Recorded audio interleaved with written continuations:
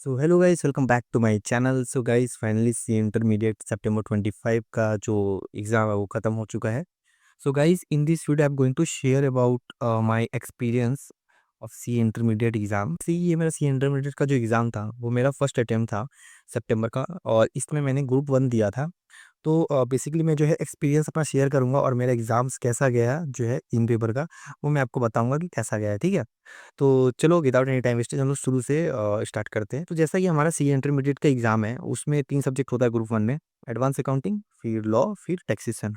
तो स्टार्ट करते हैं एडवांस अकाउंटिंग से, ठीक है? तो एडवांस अकाउंटिंग में बेसिकली क्या था कि मेरा जो एडवांस अकाउंट्स का पेपर था, उसमें बेसिकली क्या हुआ कि जो मैं प्रिपरेशन था स्टार्टिंग से, वो उतना अच्छा भी नहीं गया और उतना खराब भी नहीं गया, डिसेंट गया। अच्छा और खराब मतलब ये है कि कॉन्सेप्ट में कोई कमी नहीं था, लेकिन क्वेश्चन प्रैक्टिस जो होता है ना, उसमें थोड़ा-सा कमी रह गया मेरा, ठीक है? तो बेसिकली जो लाइक होता है ना कि क्वेश्चंस थोड़ा ज़्यादा बनाना वैसा, तो उसमें थोड़ा-सा मैं वैसे करता, लाइक जितना भी कॉन्सेप्ट वगैरह वो मुझे समझ में आ जाता, वो मैंने लाइक रिवीज़न भी किया, लेकिन मेरा तो लैक ऑफ प्रैक्टिस हो जाता था, ठीक है? जैसा कि मैं प्रिपरेशन लेवल था और उस हिसाब से जो एग्ज़ाम गया मेरा, ठीक गया है, ठीक है? उतना भी अच्छा नहीं और उतना भी बुरा नहीं कि हाँ, एकदम ही खराब, ऐसा नहीं। तो ठीक गया है और एमसीक्यू में भी ठीक थे, और जस्ट लाइक एक बायबैक का क्वेश्चन्स था, उसमें डेट इक्विटी रेशियो का मैं जो है, इक्विटी का मतलब जो उस टाइम मेरे माइंड में क्लिक नहीं हो रहा था कि भाई इक्विटी मतलब जैसे होता है ना कि इक्विटी में रिज़र्व सरप्लस भी ऐड होता है, जो कुछ-कुछ रिज़र्व होता है, जैसे कि आप लोग समझ रहे होंगे। तो बेसिकली वो मेरा दिमाग में उस टाइम क्लिक नहीं हुआ, तो जिसके कारण मेरा 3 क्वेश्चन रॉन्ग हो गया, जो कि 6 मार्क्स कैरी करता है, ठीक है? और बाकी बात ठीक-ठाक गया, और 1-2 क्वेश्चन में तो जैसे मैंने चेक किया तो जैसे टीचर्स है, कोई-कोई टीचर्स अलग बता रहे, कोई-कोई टीचर्स अलग है। वैसे मेरा ठीक गया, ठीक है? इसमें एमसीक्यू भी ठीक-ठाक गया, 20-21 बन रहे मेरे। डिस्क्रिप्टिव पार्ट था वो भी ठीक गया, ठीक है? बस इसमें थोड़ा-सा राइटिंग प्रैक्टिस का कमी के कारण थोड़ा पेपर जो है, छूटा कुछ नहीं पेपर में, किया तो सब, लेकिन बस वही है कि राइटिंग प्रैक्टिस और होता तो और जल्दी थोड़ा पेपर हो जाता और अच्छी तरीके से होता। वैसे इस पे कोई वैसा कुछ नहीं था कि हाँ भाई, अगर पढ़ के गया है तो अच्छा ही है सबका, ठीक है? इसमें मैं एक्सपेक्टेशन कर रहा हूँ कि मेरा 50 से 55 तक बन जाएगा। बात आता है लॉ का, तो लॉ को थोड़ा साइड करके मैं टैक्सेशन का बात करता हूँ, ठीक है? तो टैक्सेशन में जैसा कि हर बार क्या होता है कि डायरेक्ट टैक्स थोड़ा टफ आता है as compare to indirect tax, जो कि है डी जीएसटी।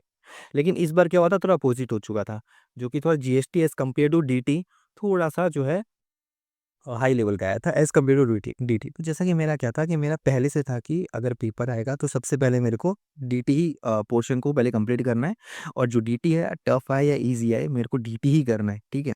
तो पेपर आया मेरे पास, मैं ओवरव्यू कर लिया कि भाई कैसा पेपर है, तो मैं समझ गया कि हाँ भाई डीटी ठीक है, मैं कर लूँगा ऐसा, ठीक है ना? ज़्यादा टफ नहीं है, ठीक है, कर लूँगा। और बात है जीएसटी का, तो जीएसटी मैंने देखा ही नहीं था उस टाइम, लाइक 1-2 क्वेश्चन जस्ट ऊपर से देखा होगा। एक होता है ना कि हाँ, अच्छे से देखना कि क्या है क्वेश्चन है, मैंने देखा ही नहीं था, ठीक है? तो मेरा जो है डीटी का पेपर थोड़ा ठीक आया था, तो उस हिसाब से मैं सोचा कि पेपर तो ठीक है, इसको इसमें कुछ रॉन्ग ना हो जाए, तो थोड़ा और टाइम से 5-10 मिनट लग जाए तो कोई दिक्कत नहीं है, पर लेकिन अच्छे से हो जाए। तो उस हिसाब से जो है पेपर था, तो मेरा जो है 5-10 मिनट थोड़ा-सा एक्स्ट्रा लग गया। तो 5-10 मिनट जो एक्स तो मैं सोच रहा 5-10 मिनट एक्स्ट्रा लगेगा तो हो जाएगा 1 घंटा 15-20 मिनट में हो जाएगा। लेकिन मेरा डेढ़ घंटा तक लग गया डीटी का सिर्फ़ डिस्क्रिप्टिव पार्ट करने में। उसके बाद जब डीटी कंप्लीट हुआ तो मैं जो है एमसीक्यू में चला गया। तो जो एमसीक्यू है, एमसीक्यू भी ठीक थे, टफ नहीं थे, मॉडरेट लेवल के थे, ठीक थे, ठीक है? तो मेरा जी डीटी का एमसीक्यू भी हो गया और ठीक गया। और बात है जीएसटी का, तो मेरा स्टार्टिंग में थोड़ा-सा मैंने जैसे बोला था कि भाई डीटी में थोड़ा-सा टाइम चला गया मेरा, और उसके कारण और थोड़े से जीएसटी के भी जो एमसीक्यू थे, वो थोड़े-थोड़े 2 से 3 एमसीक्यू जो थे वो थोड़े से अजीब से टाइप के थे, जिसमें थोड़ा टाइम लगा था।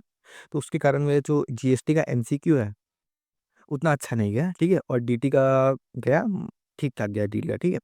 तो और जो जीएसटी है उस सॉरी जीएसटी का जो एमसीक्यू पार्ट है उतना अच्छा नहीं है मेरा, लेकिन ठीक-ठाक गया, और जो डिस्क्रिप्टिव पार्ट है वो भी ठीक-ठाक गया। लेकिन जैसे कि मैंने बोला था कि डीटी में थोड़ा टाइम लग गया, उसके कारण मेरा क्या हुआ कि जो जीएसटी है उसका 10 मार्क्स का छूट गया। मैंने अटेम्प्ट 90 मार्क्स का किया है, ठीक है? क्योंकि वही मैं बोलूँगा कि जब आप पेपर स्टार्ट करो तो शुरू से ही आपका जो स्पीड है वो ठीक रहना चाहिए, और घर में आपको रीडिंग प्रैक्टिस करना चाहिए, जिसके कारण कि टाइम सेट करके कि भाई इतना देर में मेरा जो है एमसीक्यू वगैरह जो है या तुम्हारा डिस्क्रिप्टिव पार्ट है वो कंप्लीट हो जाए। तो उस हिसाब से गया, तो पेपर ठीक था जीएसटी का, ठीक है? अब बात आता है लॉ का। लॉ में तो मैं क्या ही बोलूँ, जब लॉ का पेपर आया, तो जैसे कि नॉर्मल स्ट्रैटेजीज़ होता है, तो सबसे पहले क्या होता है कि भाई डिस्क्रिप्टिव पार्ट करेगा, 1 से डेढ़ घंटा में जितना क्वेश्चन्स होगा, मिनिमम तो 2 क्वेश्चन अटेम्प्ट करना ही है डिस्क्रिप्टिव पार्ट का। उसके बाद जो है अपना एमसीक्यू करना है, आधा घंटा मैक्स होता है लॉ में, तो आधा घंटा अलॉट करना है, आधा घंटा अलॉट करने के बाद जो बाकी रिमेनिंग टाइम्स है, उसमें अपना डिस्क्रिप्टिव का जो 2-3 क्वेश्चन रह गया, उसको करना। लेकिन डिस्क्रिप्टिव पार्ट आया, तो डिस्क्रिप्टिव पार्ट ना लाइक जैसे पेपर देखा ना, तो थोड़ा-सा ना बाउंसर चला गया, लाइक समझ रहे हो ना, लाइक उसमें मतलब ऐसा नहीं कि आउट ऑफ द सिलेबस था डिस्क्रिप्टिव पार्ट का, था तो इन द सिलेबस, लेकिन बात आया कि उसको जो टाइम लग रहा था ना, वो जितना टाइम देना चाहिए उससे ज़्यादा टाइम लग रहा था उसको करने में, ठीक है? तो क्वेश्चंस आया तो मैं सोचा कि इतना सोचने से तो फ़ायदा नहीं है, और वो ऐसा नहीं कि भाई डिस्क्रिप्टिव पार्ट टफ आया था तो भाई मैं चल जाऊँ एमसीक्यू में, कि एमसीक्यू को देखने लगूँ, एमसीक्यू तो थोड़ा बहुत रहेगा ना, एमसीक्यू मेरा था कि कैसा भी पेपर आए, सबसे पहले तो अपने को डिस्क्रिप्टिव पार्ट ही पहले अटेम्प्ट करना है, और उसके बाद उसमें 2 से 3 क्वेश्चन हो जाए, उसके बाद फिर एमसीक्यू में जाना है। तो डेढ़ घंटे तक ऐसा नहीं कि भाई पेन रुक के फिर है ना, पेन चलना चाहिए, डेढ़ घंटा था। तो मैंने डेढ़ घंटा तक जो आया मैंने लिखा, उसके बाद लिखने के बाद फिर जो है मैं सोचा कि भाई एमसीक्यू में भी एमसीक्यू ईज़ी आएगा, क्योंकि डिस्क्रिप्टिव पार्ट ऐसा है, तो एमसीक्यू होता है ना कि दोनों में से एक ईज़ी आता है। तो मैं सोचा भाई डिस्क्रिप्टिव पार्ट थोड़ा-सा ऐसा आया तो एमसीक्यू ठीक आएगा। एमसीक्यू में गया तो भाई एमसीक्यू में डेढ़ से 2 पेज, ढाई पेज का केस बेस ही है, उसको पढ़ो, उसको पढ़ने के बाद हर एक केस बेस का जो पैराग्राफ्स है, वो अलग ही मतलब है ना? तो उसको अच्छे से समझना पड़ेगा, ऐसा नहीं कि भाई पहला क्वेश्चन है तो पहला पैराग्राफ में अच्छे से सब पढ़ना पड़ेगा, उसके बाद खोजना पड़ेगा। तो फिर वैसा था उसमें, बाप रे बाप! एक तो उसमें ऐसा गया कि क्या ही बोलूँ। तो फिर मैंने थोड़ा बहुत आगे-पीछे देखा, तो देखा कि भाई कितने जन तो सो रहे हैं, कितने जन तो छोड़ दिए, होप ही छोड़ दिए। तो मैं सोचा कि ऐसे तो करने से होगा नहीं, तो मैंने क्या किया बेसिकली जो एमसीक्यू पार्ट था, कुछ जितना मेरा हुआ उतना मैंने किया, लेकिन मैं एमसीक्यू अच्छा नहीं गया लॉ में, मैं तो पहले ही बता रहा हूँ, लॉ में मेरा अच्छा गया ही नहीं, ठीक है? जितना भी एमटीपी किया, आईटीपी वगैरह किया, उसमें तो लगभग राइट ही हो रहा था, लेकिन ये जो था इसमें तो अलग ही सा था, तो मैंने चेक भी नहीं किया अगर मैं क्यों, तो अजीब ही सा इसमें था, ठीक है? तो मैं तो सोच रहा था मतलब जो क्वेश्चन पेपर देखा तो मैं तो सोच लिया मेरा तो 70 मार्क्स का ही पेपर है, 100 मार्क्स का मेरा पेपर ही नहीं है, ठीक है ना? उस हिसाब से मैं किया हूँ। अब लॉ में देखो एक्सपेक्टेशन है 45 से 50 आ जाए, तो बहुत अच्छा बात है।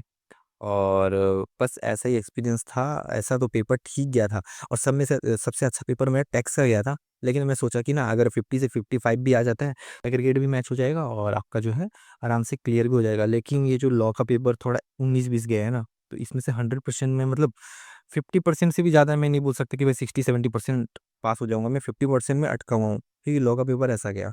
अगर लॉ का पेपर ठीक जाता, तो मैं कहा कि भाई होता है ना कि हाँ भाई 100% क्लियर हो ही गया। लेकिन लॉ का है और मेरा ही नहीं सभी का ऐसा गया है। अब देखो अब क्या कर सकते हैं, कुछ तो बोल नहीं सकते। तो होप है, होप फॉर द बेस्ट कि अच्छा ही हो। तो आप लोगों का कैसा एग्ज़ाम गया आप कमेंट सेक्शन में लिख देना, बता देना, और आपको कोई भी क्वेरी चाहिए तो कमेंट सेक्शन में लिख के आप बता देना। तो चलो till then tata, bye bye.